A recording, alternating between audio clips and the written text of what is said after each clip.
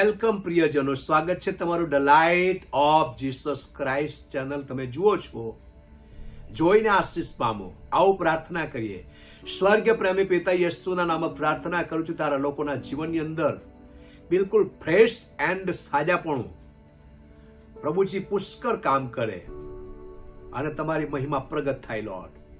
એટલું જ નહીં, પરંતુ સાજાપણું ધન કમાવા માટે ને નામ કમાવા માટે નથી, એ પણ તારા લોકો સંપૂર્ણ જાણે. તમારા પવિત્ર આત્માની મદદ દરેકને મળે મારી પ્રાર્થના છે. આવો પવિત્ર આત્મા સાથે મળીને કામ કરીએ. ઈસુના નામમાં માંગુ છું, આમેન.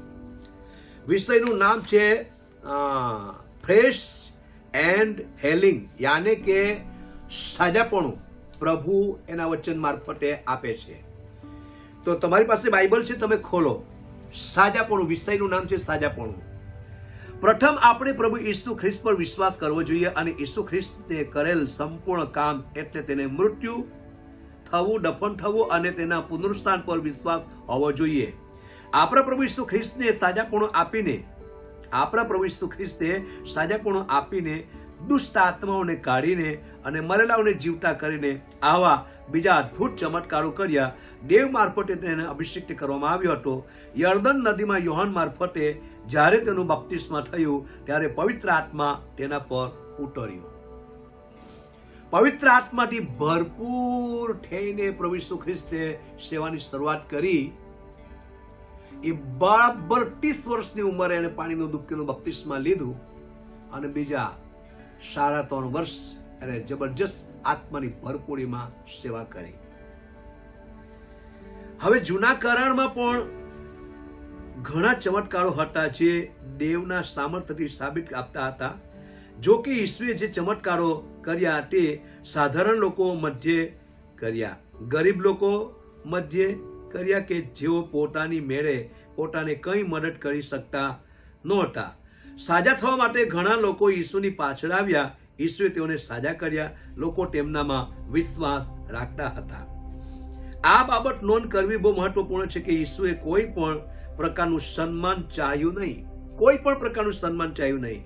તે લોકોને સાજા કરતો અને તેઓને કહેતો કે તમારા સાજાપણાને પ્રગટ ન કરો, અથવા એવું કહેતા કે તમારું સાજાપણું તમારા યાજકને દેખાડો. ઈસુ પોતાને કોઈ મહિમા ઈચ્છતો નહોતો. તે ચાહતો કે દેવને મહિમા મળે. એ પોતાને મહિમા શોધતો જ નહીં હતો. મહિમા શ્રી પ્રભુને જ, પરમેશ્વરને જ મળવું જોઈએ. ક્યાં? માથી 3 અધ્યાયની અંદર જ્યારે ઈસુ પવિત્ર આત્માથી ભરપૂર થયા અને સેવાના ક્ષેત્ર પર શરૂઆત થઈ.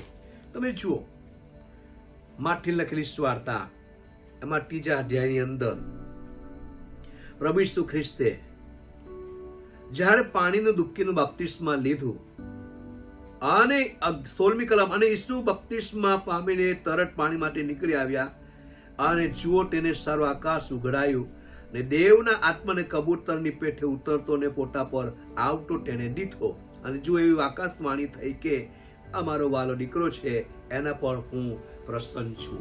માંથી 3 અધ્યાયની અંદર આપણે બિલકુલ જોઈ શકીએ છીએ કે ઈસુ ખ્રિસ્ત પવિત્ર આત્માથી ભરપૂર થયા અને સેવાના ક્ષેત્રની અંદર પરમેશ્વરનું કામ કર્યું. જેમ જૂના કરારની અંદર ઘણા ચમત્કારો હતા જે દેવના સામર્થ્યની સાબિતી આપતા હતા. જો કે ઈસુએ જે ચમત્કારો કર્યા તે સાધારણ લોકો મધ્યે કર્યા, ગરીબ લોકો મધ્યે કર્યા કે જેઓ પોતાની મેળે પોતાને કંઈ મદદ કરી શકતા નહોતા.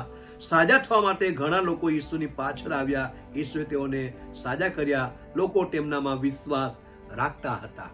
હવે આપણે એ જોઈ શકીએ છીએ બહુ જ અદ્ભુત બાબતો ઈસુ ખ્રિસ્તના ચરિત્ર, ગુણ, સ્વભાવને જે પરમેશ્વરની અંદર હતા તે આપણને દેખાઈ આવતા છે. હવે આપણે જોઈ શકીએ છીએ કે વધસ્તંભ પર ઈસુએ આપણા પાપો લીધા અને આપણા દુઃખ, દર્દ અને રોગો પણ તેને લીધા. તે આપણા માટે શાપિત બન્યો. ગલાતીનું પુસ્તક આપણે ખોલીએ, તમારી પાસે બાઇબલ છે. ગલાતીનું પુસ્તક 3 અધ્યાય તેની 13મી કલમ. ગલાતીનું પુસ્તક તેનો 3 અધ્યાય અને તેની 13મી કલમ હું તમારા માટે વાંચું છું, તમારે લખી લેવાનું. ખ્રિસ્તે આપણી વતી સ્થાપિત થઈને નિયમના શાપથી આપણને છોડાવી લીધા, કેમ કે એમ લખેલું છે કે જે કોઈ આ ઝાડ ઉપર ટંગાયેલો છે તે સ્થાપિત છે. હવે જૂના કરારની અંદર તો મૂસાએ સર્પને રાનમાં ઊંચો કર્યો, પિત્તળનો સર્પ બનાવીને ઝંડા પર મૂક્યો, અને જે ઇઝરાયેલ પુત્રો શાપથી દંખાયેલા એ વ્યક્તિ પિત્તળના સર્પ તરફ જોતા અને જીવતા રહેતા. એ જૂના કરારનો જે નિયમનો શાપ હતો, એ મૂસાનો જે નિયમ, એ ઉત્પત્તિથી પૂર્ણ નિયમ સુધી આપણે જોઈ શકીએ છીએ, વાંચી શકીએ છીએ. એ મૂસાના નિયમ શાસ્ત્રથી બાઇબલ કહે છે છોડાવ્યા. જે કોઈ ઝાડ ઉપર ટંગાયેલો છે તે સ્થાપિત છે. ઈસુ ખ્રિસ્ત વધસ્તંભ ઉપર ટંગાયો, 300 કિલોનો ક્રૂસ, જેના પર ઈસુ જીવતો જ લટક્યો, અને તે આપણા માટે સ્થાપિત થયો, અને નિયમના સ્થાપતે આપણને છોડાવવા માટે તેણે આ કામ ઉઠાવ્યું. અને પછી લખેલું છે તેના ઘાવથી આપણે સાજા થયા. એ તો યશાયા 53 પણ લખેલું છે તેના ઘાવથી સાજા થયા. અને પહેલો પિત્તર 2:24 ની અંદર પણ લખેલું છે તેના ઘાવથી સાજા થયા. તો પહેલો પિત્તરને તમે જોઈ લો. પહેલો પિત્તરનું પુસ્તક તેનો 2જો અધ્યાય હું તમારા માટે વાંચી લઉં છું. તમે પણ ખોલીને વાંચી શકો છો, પણ લખી લો. લાકડા ઉપર તેણે પોતે પોતાના શરીરમાં આપણા પાપ માથી લીધા, કે જેથી આપણે પાપો સંબંધી મૃત્યુ પામીને ન્યાયપાલન સંબંધી જીવીએ. લખેલું છે તેના ઘાવથી તમે સાજા થયા. તેના ઘાવથી એના શરીર પર એક બીમારી માટે એક સાટકાનો માર, 39 જાતની બીમારી. પણ અત્યારે તો દુનિયામાં એટલી બધી બીમારી છે જેની કોઈ ગણતરી ના હોય. એક પછી એક વાયરસ આવે છે, અને વાયરસના જુદા જુદા નામ હોય છે. પરંતુ બાઇબલના વચનના સિદ્ધાંત જોવા જાય તો 39 જાતની બીમારી, એક બીમારી માટે ઈસુ ખ્રિસ્તે એક સાટકાનો માર પીઠ પર લીધો. 39 સાટકાનો માર એના પીઠ પર મારવામાં આવ્યો. તેના ઘાવથી તમે સાજા થયા. શબ્દ છે તેના ઘાવથી તમે સાજા થયા. સાજાપણું વધસ્તંભ પરથી ઉતરી આવે છે. જરૂરનું છે. ઈસુના ઘાવથી તમે સાજા થઈ ચૂક્યા છો, અને ઈસુના ઘાથી સાજા થઈ શકાય છે. જ્યારે ઈસુ ખ્રિસ્તને ક્રૂસ પર જડવામાં આવ્યા ત્યારે આપણે તેની સાથે એક થયા. જેવા આપણે હતા તેવા જ, જેમ કે પાપી, બીમાર, અધર્મી, ખોવાયેલા અને આશા વગરના, એવા આપણે હતા. પણ ઈસુએ એ બધું જ પૂર્ણ કરીને બતાવ્યું. જ્યારે ઈસુને પિલાત અને હેરોદના દ્વારા તેમની અદાલતમાં લાવવામાં આવ્યો, ત્યારે તેને એટલો માર મારવામાં આવ્યો કે તેનું રૂપ એવું હતું કે તે જાણે માણસ જ ન હોય. તેમનું શરીર એવું ચીરાઈ ગયું હતું કે તેમના હાડકાઓ પણ દેખાવા લાગ્યા. હવે જરા બાઇબલ ખોલો. યશાયાનું પુસ્તક 52મો અધ્યાય 14મી કલમ હું તમારા માટે વાંચું છું. યશાયાનું પુસ્તક 52મો અધ્યાય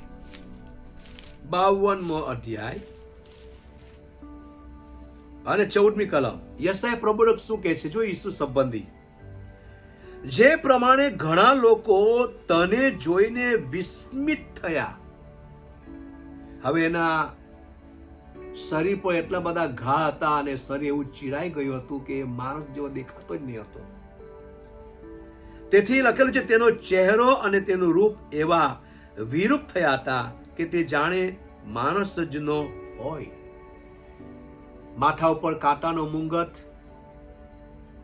39 સાટકાનો માળ, આખા શરીરમાંથી માંસ તોડી નાખેલું, અને સાટકાની અંદર 9 ગોખરું ફિટ કરેલા રહેતા. અને જ્યારે સાટકો મારે ત્યારે માંસ તોડીને જ નીકળે. આખા શરીરમાંથી લોહીની શેરો. તેને એવું વહેવડાવ્યું, શરીર એવું ચીરાઈ ગયું. બાઇબલ કહે છે તેમના હાડકાઓ પણ દેખાવા લાગ્યા. ગીત શાસ્ત્ર 22મો અધ્યાય તેની 17મી કલમ. ગીત શાસ્ત્રનું પુસ્તક 22મો અધ્યાય તેની 17મી કલમ. હું મારા સર્વ હાડકા ગણી શકું છું, તેઓ મને ધારીને જુએ છે. વિરોધ કરનારા લોકો વિરોધ કરતા જ રહ્યા. ઈસુ બધા જ એના હાડકાને ગણી શકતા હતા. જો કે શરીરની અંદર 213 નાના મોટા હાડકાઓ છે. બધા હાડકાઓની શું ગણી શકે એટલે સુધી શરીર ચીડાઈ ગયું હતું. એ બાઇબલ વર્ણન કરે છે કે બધા હાડકા ગણી શકો છો, તો પણ એના જીવને કોઈ લઈ શક્યું નહીં, કેમ કે એનામાં કોઈ પાપ હતું જ નહીં. એ તો માનવ જાતના આત્માના ઉદ્ધારને માટે બલિદાન આપી રહેલા હતા કે શારીરિક સાજાપણું પણ મળે, માનસિક સાજાપણું પણ મળે અને આત્મિક સાજાપણું પણ મળે. અને એ બધું જ માનવના છુટકારાના માટે જ ઈસુ એ કરી રહ્યા હતા. જ્યારે ઈસુ મૃત્યુ પામ્યા અને દફનાવવામાં આવ્યા ત્યારે તેમના શરીરે સૌગુણો દુઃખ, ઘા અને પીડાને સહન કર્યું. પણ જ્યારે તે મૃત્યુમાંથી સજીવન થયા ત્યારે તેમની પાસે એક મહિમાવાન શરીર હતું. તેના શરીર પર ઘાના નિશાન જોઈ શકાતા હતા, પણ તે બધાથી સાજા થઈ ગયા હતા.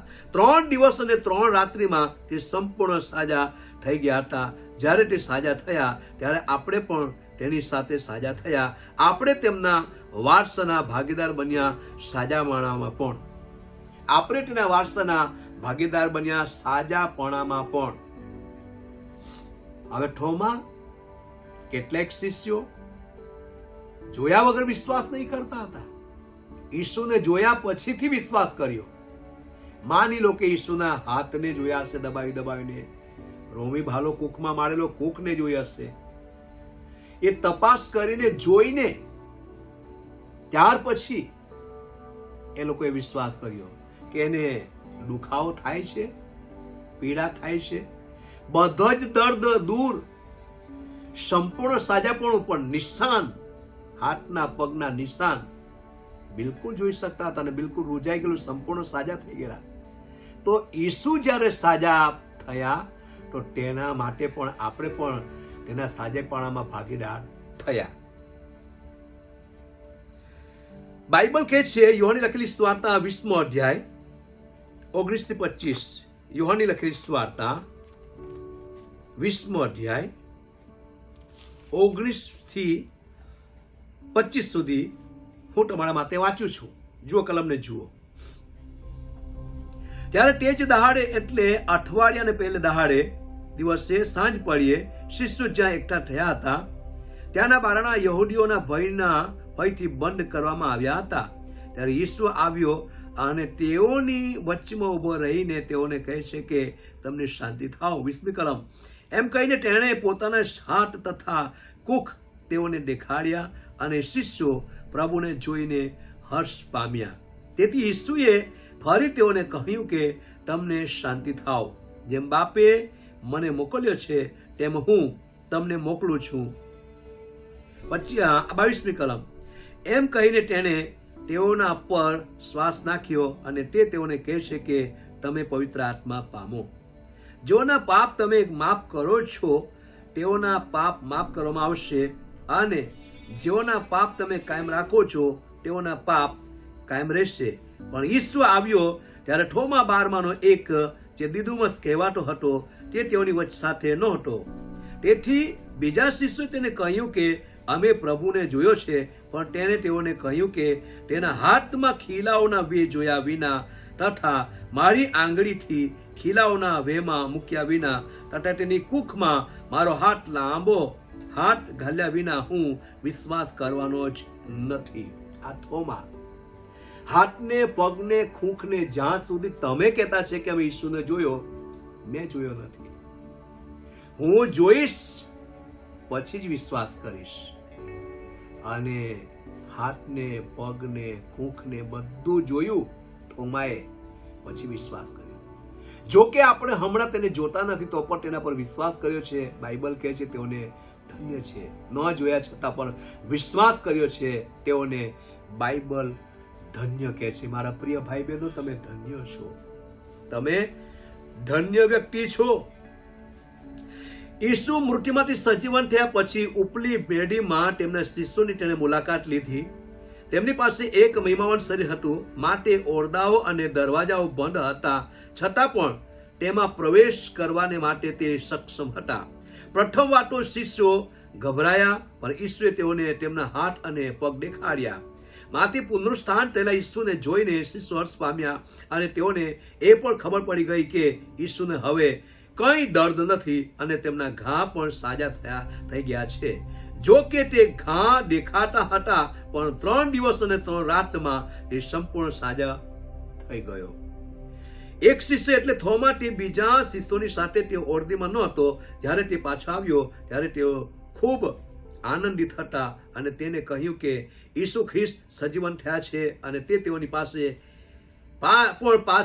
આવ્યો હતો, પણ થોમાએ કહ્યું કે ત્યાં સુધી કે વિશ્વાસ નહીં કરશે જ્યાં સુધી કે તે ઈસુના ઘાને સ્પર્શ ન કરે. ઈસુના ઘાને સ્પર્શ કરીને જ વિશ્વાસ કરીશ, એવું થોમા માનતો હતો. જ્યારે ઈસુ પાછા તેમના શિષ્ય પાસે આવ્યા ત્યારે થોમા પણ તેમની સાથે હતો. ઈસુએ થોમાને કહ્યું કે મારા ઘામાં તારો હાથ નાખ, અને અવિશ્વાસી ન રહે. ત્યારે થોમા કહેવા લાગ્યો, મારા પ્રભુ અને મારા દેવ. થોમાને વિશ્વાસમાં લાવવાને માટે ઈસુએ સીધી વાત કરી. ત્યારે થોમાનો વિશ્વાસ બેઠો. ઈસુએ કહ્યું, જે મને જોયો નથી ને મારા પર વિશ્વાસ કર્યો છે તેઓને ધન્ય છે. મને તમને પ્રભુએ ધન્ય કહ્યા છે. મરણ, દફન અને પુનરુત્થાન દ્વારા પ્રભુએ તેનું કામ સંપૂર્ણ પૂર્ણ કર્યું છે. મરણ, દફન અને પુનરુત્થાન દ્વારા પ્રભુએ પોતાનું કામ સંપૂર્ણ રીતે પૂર્ણ કર્યું છે. હવે માર્ક 16મો અધ્યાય તેની 18મી કલમ જુઓ. માર્કની લખેલી સુવાર્તા 16મો અધ્યાય તેની 18મી કલમ. 18મી કલમમાં શું કહે છે? એમ લખેલું છે, સર્પોને ઉઠાવી લેશે અને જો તેઓ કઈ પ્રાણઘાતક વસ્તુ પીએ તો તેને કોઈ પણ ઈજા થશે નહીં. તેઓ માંડા પર હાથ મૂકશે એટલે તેઓ સાજા થશે. અહીંયા 18મી કલમમાં એમ લખેલું છે, સર્પોને ઉઠાવી લેશે. એનો મતલબ એવું નહીં કે સાપને ઉઠાવી લેવાનો. બીજી એક બાબત, પ્રાણઘાતક વસ્તુ પીએ તને કઈ પણ ઈજા થશે નહીં. અગર જો તમારા માટે કોઈ જાણી જોઈને ઝેર પીએ, તમને ખબર છે કે ગ્લાસમાં ઝેર છે અને જાણી જોઈને પીઓ તો ચોક્કસ ઝેર લાગવાનું. અજાણતામાં કોઈ પાઈ દે તો ઈજા થશે નહીં. એ પરમેશ્વરનું વચન છે. એક વખત એક સેવકને એવું થયું કે મારે પ્રભુનું કામ કરવા માટે જવું જોઈએ. પોતાના કુટુંબના ઘરે, બીજા ગામ, બીજા કુટુંબના ઘરે એ રહેવા ગયો, પણ તે કુટુંબ વિશ્વાસુ ન હતું. પણ કુટુંબનો હોવાને લીધે એને રાખ્યો. અને એ સેવક રોજ પ્રભુનો પ્રચાર કરવા જાય, પણ જે ઘરના માણસોની અંદર નફરત જાગી કે આ વ્યક્તિ ઈસુનો પ્રચાર કરે છે, ત્યારે એને સાંજે જમવા બેસે ત્યારે જમવાનો હોય તેમાં ઝેર નાખીને પછી એને ખાવાનું આપી દે. પરંતુ એ તો પ્રાર્થના કરે અને પ્રાર્થના કર્યા પછી જમવાનું ખાય અને કહેતો, પ્રભુ આ ભોજનને પવિત્ર કરો. તો ઝેર પવિત્રતામાં પરિવર્તન થઈ જતું. આવું 1 મહિના સુધી ચાલ્યા કીધું. રોજ તેને ઝેર ખવડાવતા રહ્યા. એકદમ ઝેરીલીમાં ઝેરી પદાર્થનું ઝેર લાવીને ખાવાનાની અંદર ભેગું કરીને એને ખવડાવતા. એને કઈ ઈજા થતી નહીં, કેમ કે પ્રાર્થના કરીને ખાતો. 1 મહિનો થયો પછી ઘરના માણસો એને પૂછ્યું કે તું મળતો કેમ નથી? તેમણે કહ્યું કે હું શા માટે મળું ભાઈ? હું તો ઈસુનો પ્રચાર કરું છું. મારા દેવનો મહાન આદેશ છે, એ હું કામ પૂરું કરું છું અને એના માટે હું દોડ મૂકું છું. શા માટે મળું? એ વાત નથી. અમે 1 મહિનો થયા તને મારી નાખવા માટે ઝેર ખવડાવતા છે, તો તું મળતો નથી નું કારણ શું? ત્યારે ખુશીથી કૂદી ઉઠ્યો, પ્રભુની મહિમા કરવા લાગ્યો કે અમારા પરિવાર કુટુંબીજનો મને મારી નાખવા માટે ઝેર નાખીને મને ખવડાવતા, પણ મને ખબર નહીં હતી. અજાણતામાં હું તો પ્રાર્થના કરીને ખાઈ લેતો હતો. પરંતુ એ ઝેરને પ્રભુ પાણીમાં, પવિત્રતામાં પરિવર્તન કરી દીધા. અને એ કારણથી એ ઘરના માણસોનો પણ વિશ્વાસ બેઠો કે અમે મારા પોતાના હાથોથી ઝેર નાખીને આ વ્યક્તિને, સેવકને મારી નાખવા માટે ઝેર ખવડાવ્યું, પણ એને કશું થયું નથી, કોઈ ઈજા થઈ નથી. ઘર, પરિવાર, કુટુંબનો પણ વિશ્વાસ બેઠો. અને જે સેવક પ્રભુનું કામ કરતો હતો એનો પણ વિશ્વાસ વધી ગયો કે ઝેરને પ્રભુ કેવી રીતે પવિત્રતામાં પરિવર્તન કરી દેતા હતા. જોયું? આ છે. તો એ લખેલું છે, અગર કોઈ જાણી જોઈને ઝેર પીએ તો તેને ઈજા થશે. અજાણતામાં જો કદાચ આ બાબતો બને તો તેને કોઈ પણ ઈજા થશે નહીં. એ પરમેશ્વરનું વચન છે. છેલ્લા ભાગમાં લખેલું છે, માંડા ઉપર હાથ મૂકશે એટલે માંડાઓ સાજા થશે. પ્રભુએ આ અધિકાર આપેલું છે, દાનો વરદાનો આપેલા છે, જેનો આપણે ઉપયોગ કરીએ. અને બાઇબલ કહે છે વિશ્વાસી બીમારો પર હાથ મૂકીને આ પ્રાર્થના કરી શકે છે. આ ખ્રિસ્તીઓનો સેવાનો ભાગ છે, પણ ફક્ત દેવની મહિમા માટે જ થવું જોઈએ, પોતાના વ્યક્તિગત ફાયદા માટે નહીં. ધ્યાનથી સાંભળજો, ફરી એકવાર કહું છું, વિશ્વાસી બીમારો પર હાથ મૂકીને આ પ્રાર્થના કરી શકે છે.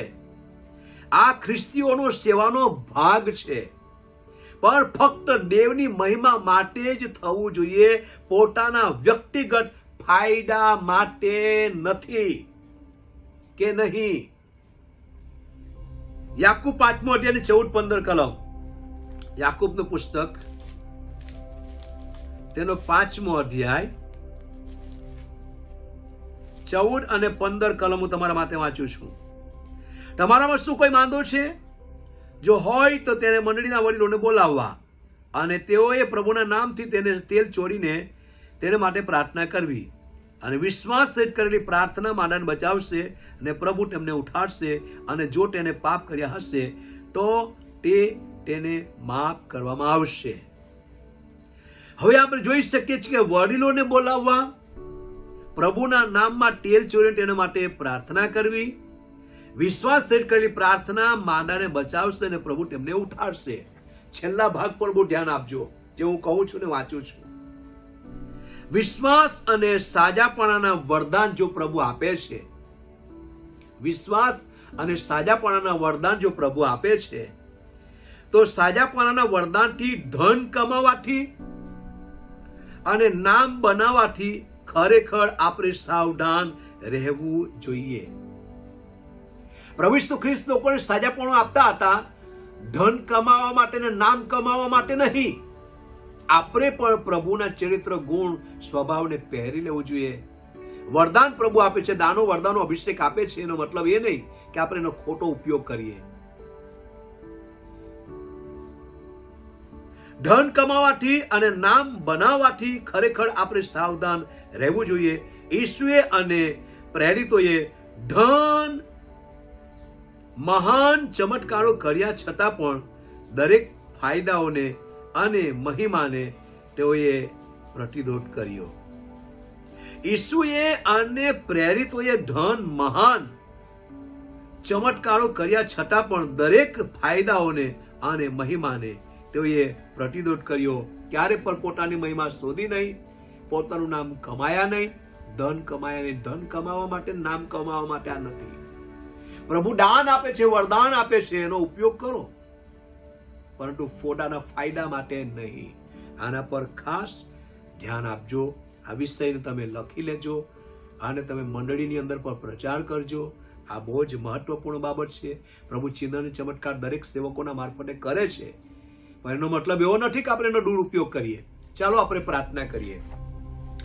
સ્વર્ગીય મારા જીવનના સ્વામી, ફરી એકવાર અમે તમારી સાનિધ્ય, તમારા કૃપાના સિંહાસનની પાસે આવ્યા છે. પ્રભુજી, અમે તમારા અધીન થઈએ છીએ, તમારા વચનના અધીન થઈએ છીએ, પવિત્ર આત્માના અધીન થઈએ છીએ.